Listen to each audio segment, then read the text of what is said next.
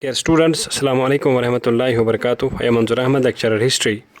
Our today's question for 12th class students of history subject is: how do archaeologists trace socio-economic differences in Harappan society? Dear students, in this question we have to explain as how archaeologists are able to tell us that there were socio-economic differences, that there were social and economic differences among the people in the Harappan civilization. In other words, we can say how archaeologists are able to tell us that there were a rich and poor class, high and low class in the Harappan society. Let's try to understand this question in more detail. Dear students, as we already know that though there are both literary as well as archaeological sources available to us about Harappan civilization, but the literary sources, that is the writings of Harappans, these are mostly pictographic in nature. Therefore, we are not understand their writings. We discussed it in previous lectures as well. Therefore, the only source with the help of which archaeologists are able to tell us or give us information and knowledge about Harappan civilization is the archaeological source, which means the archaeologists, they excavate, they dug out ancient places of the Harappans, ancient sites of the Harappans where they lived. They get the remains of houses, their houses, they get the remains of their streets, they get the remains of their pots, they get the remains of their burials, the skeletons of men, the skeletons of animals, and other such things. These all are called archaeological findings. And whatever information we get about Harappan civilization now is mainly based on these archaeological findings, based on the analysis of these archaeological findings by the archaeologists. Now the question that we have to answer here is that what are the things which archaeologists have found in Harappan civilization on the basis of which we can say that there were high and low classes in the society, that there were rich and poor classes existing in the Harappan society. Dear students, let's try to answer the question in detail now. Archaeologists have adopted various means to trace, to find out the socio-economic differences, means to find out that high and low classes, rich and poor classes lived in the Harappan society on the basis of their archaeological findings in following ways. Number one, dear students, archaeologists have found several kinds of ornaments from Harappan civilization, which were made of gold, silver, precious stones, copper, bones, and simple stones, and terracotta as well. Terracotta means baked clay. Ornaments make up baked clay. It is thought that archaeologists have made this observation that the rich people perhaps used the ornaments of gold, silver, and precious stones, and poor people used the ornaments of copper, bones, stones, and terracotta. As ornaments of all these metals have been found, we know that gold, silver, and precious stone ornaments were very expensive, were very costly. Therefore, archaeologists think that poor people may not have been able to purchase these ornaments. Therefore, these ornaments were perhaps only used by the rich people. That's how they say that rich people existed in the Harappan society.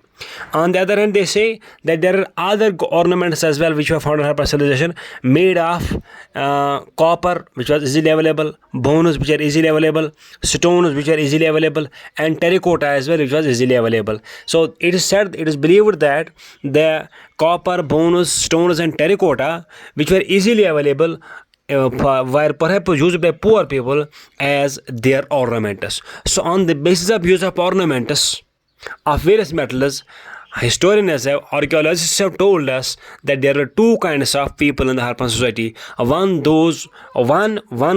category of those people who used precious ornaments of gold, silver, and precious stones, and second category of those, that is poor people, who used ornaments of copper, bones, stones, and terracotta. Number two, the archaeologists have found that the burial patterns also reveal socio-economic differences in the Harappan people.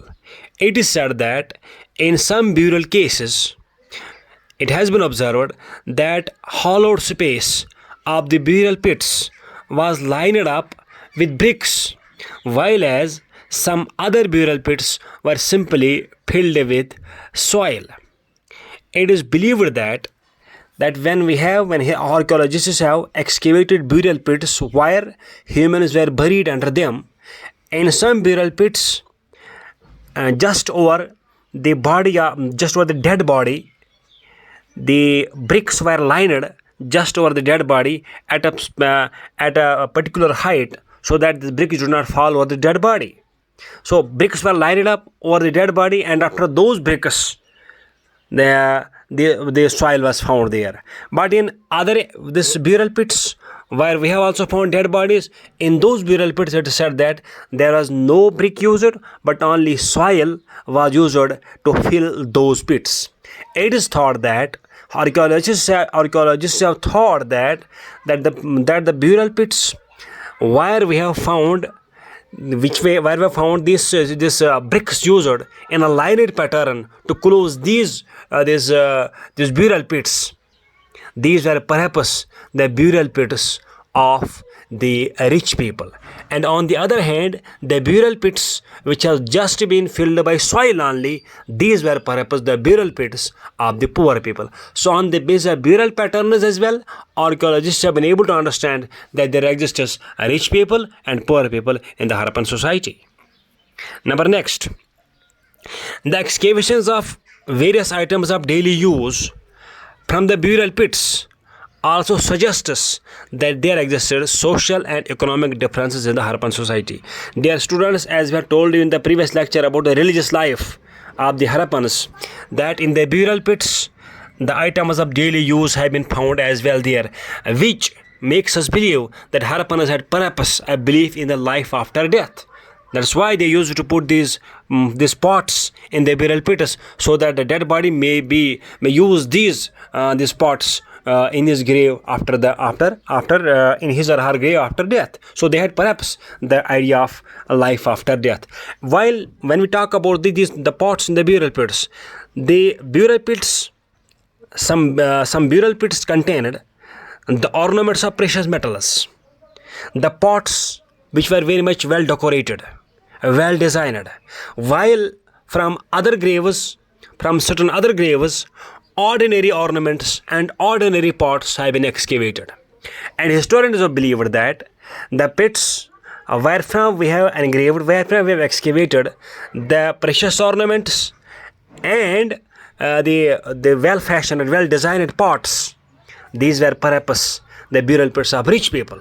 And the burial pits where we have found ordinary ornaments and not well designed or ordinary pots as well, we have found there as well. These burial pits belong to poor. Next, the artifacts excavated from different parts of Harappan civilization.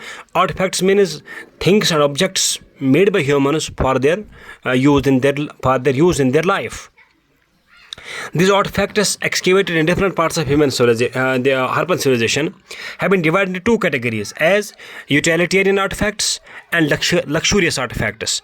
The utilitarian artifacts means the artifacts which were used by the people in their daily use, like pottery, cuirons and needles made of stone and clay have generally been found everywhere in the Harappan civilization.